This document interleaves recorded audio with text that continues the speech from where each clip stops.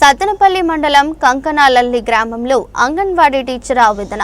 వారం క్రితం అంగన్వాడీ టీచర్ స్వర్ణలతను ఫోన్లో అసభ్యకర వేధింపులకు గురిచేసిన గ్రామ టీడీపీ నాయకుడు బొడ్డు వెంకటేశ్వరులు. నా భర్త చనిపోతే ఇన్సూరెన్స్ 5 లక్షలు రావాల్సి ఉండగా బొడ్డు వెంకటేశ్వరులు ₹1,00,000 అడిగి ఇన్సూరెన్స్ ఇప్పటిదాకా రాకుండా చేశారు. ప్రభుత్వం మాది, నన్ను ఏం చేయలేవని బెదిరిస్తున్నారు. ఆడవారికి ఎప్పుడు న్యాయం చేస్తారని ఈ ఒకే ఒక్క అవకాశం నాకు కూడా న్యాయం చేస్తారని, నన్ను మీ బిడ్డగా భావిస్తారని నా గోడంతా మీకు వెళ్ళబోసుకుంటున్నాను సార్.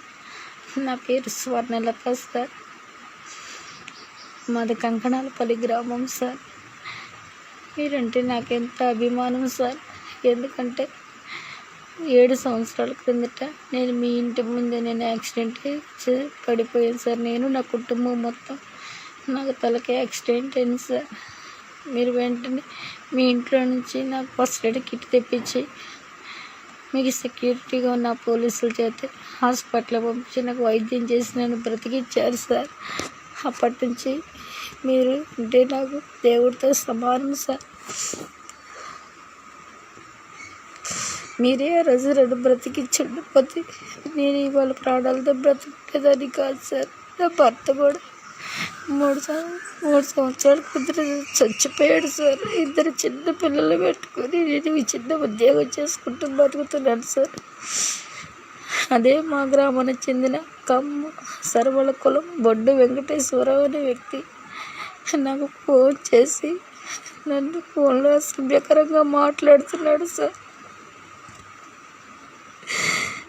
అదేమంటే ప్రతిసారి వాళ్ళ తమ్ముడు కొడుకే అన్ని ఇవ్వాలని చెప్పి అదొక కారణం చేస్తున్నాడు సార్. వాళ్ళ తమ్ముడు కొడుకు పుట్టిన తారీఖు కానీ వాళ్ళ తల్లిదండ్రుల వివరాలు కానీ ఏమి ఇవ్వకుండా అంగన్వాడీ నుంచి వచ్చి పోస్టుహార్ ఇవ్వాల్సిందిగా నన్ను హెరాస్మెంట్ చేస్తున్నాడు సార్. కనీసం బిడ్డకి ఎటువంటి ఆధార్ కానీ తల్లికి కూడా ఆధార్ కానీ తల్లికి బిడ్డకి సంబంధించి ఏమీ ఇవ్వట్లేదు సార్. ఆధార్ తెచ్చుకో అన్నీ ఇస్తున్నారని వస్తానని చెప్పినా వినట్లేదు సార్. వాళ్ళ తమ్ముడు కొడుకు అన్నీ ఇవ్వాలని, ఒకవేళ ఏమి ఇవ్వకపోతే నేను తనతో పడుకోవాలని ఫోన్లు చేసి ఐ లవ్ యూ అని, నువ్వు అంటే నాకు ఇష్టమని, నా మీటింగులకు వస్తానని, నేను చెప్పినట్టునే వినాలని చెప్పి నాకు ఇష్టాలు ఎక్కువని చెప్పి నేను సత్తెనపల్లి ఉంటే నువ్వు సత్తెనపల్లి వచ్చి నాకు ఫోన్ చేయని నన్ను తరచు ఫోన్ చేసి బెదిరిస్తున్నాడు సార్. ఇదంతా నేను నా ఫోన్లో రికార్డు చేశాను సార్. రికార్డు చేస్తున్నానని నేను అంటూ ఉన్నా కానీ ఒక్క మాట కూడా ఎదురుగా మాట్లాడలేదు సార్. గ్రామ పెద్దలు కూడా సంప్రదించారు సార్. నేను ఎమ్మెల్యే గారి దృష్టికి కానీ విషయాన్ని తీసుకెళ్తే ఎమ్మెల్యే కన్నా గారు నా పట్ల సారితో దయతో వెంటనే సీఏ గారికి ఫోన్ చేసి పోలీస్ స్టేషన్లో కేసు పెట్టమని చెప్పారు సార్. సార్ వెంటనే స్పందించారు సార్ నా మాటకి. అతను 26వ తారీఖు ఫోన్ నైట్ టైంలో 26 సార్లు ఫోన్ చేసి నేను ఫోన్ ఎత్తిపోయేసరికి వాట్సాప్లో సారీ అని పెట్టి పక్క వీధిలో వేరే వాళ్ళకి ఫోన్ చేసి నాకు ఇమ్మని నన్ను బ్యాండ్ చేయాలని చెప్పి అందరి దృష్టిలో ఇలా చేస్తున్నాడు సార్. ఈ 16 సంవత్సరాల నుంచి నేనేనాడు ఒక్క మేము కూడా తీసుకోలేదు సార్. సార్ నాకు న్యాయం చేయండి సార్. కేసు పెట్టి 10 రోజులు అవుతుంది సార్. ముఖ్యమంత్రి గారిని 10 రోజులు అవుతుంది. అతని మీద ఎటువంటి యాక్షన్ తీసుకోవట్లేదు సార్. SC ST కింద కేసు కూడా ఫైల్ చేశాడు. నువ్వు మాదికి దాని మేము కమ్మడం ప్రభుత్వం మాది, నువ్వెవడో చెప్పుకుంటావో చెప్పుకో,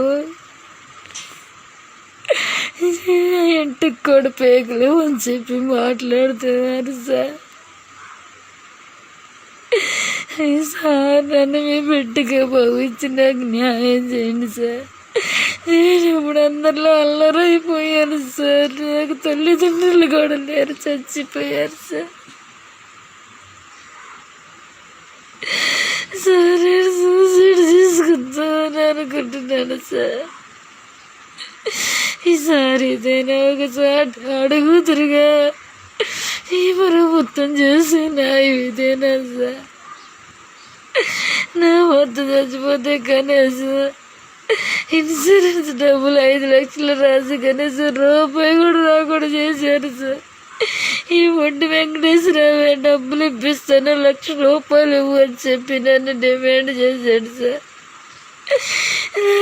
నాకు సరైన ఇల్లు కూడా లేదు సార్. మా అత్తయ్య గారి దగ్గరే వాసి ఉంటున్నాను సార్. నాకెందరూ చిన్న పిల్లలు, కూతురు 5 సంవత్సరాల పిల్ల సార్. నేనేమన్నా అయిపోతే నా పిల్లలు ఎవరు చూస్తారు సార్? ఎవరు చూస్తారు సార్? మీరు నాకు న్యాయం చేయండి సార్, న్యాయం చేయండి. ఎవరికి వేసి పైలు చేసినా కానీ అతను బయటే తిరుగుతున్నాడు సార్. ఇది ఎక్కడి న్యాయం సార్? నాకు న్యాయం చేయకపోతే నేను నా పిల్లలు సూసైడ్ చేసుకొని చచ్చిపోతాను సార్. చచ్చిపోతామని 16 సంవత్సరాల అంగన్వాడీలో చేద్దాం. ఇలా కుటుంబ సభ్యులు ఈ మాటలు అంటుంటే మా ఉద్యోగం మానేమంటున్నారు సార్.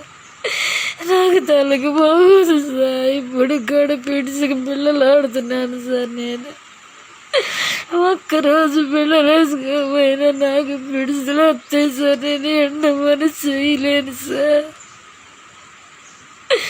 ఇప్పుడు మానుకోమన్న ఇన్ని సంవత్సరాలు చేసి ఇవాళ మానుకోమంటే నాకు ఎంతో బాధగా ఉంది సార్.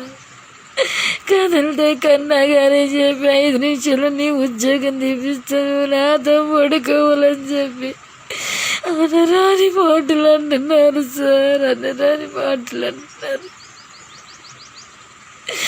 కనీసం మా బడికి సొంత బిల్డింగ్ లేదు సార్. అద్దె భవనంలో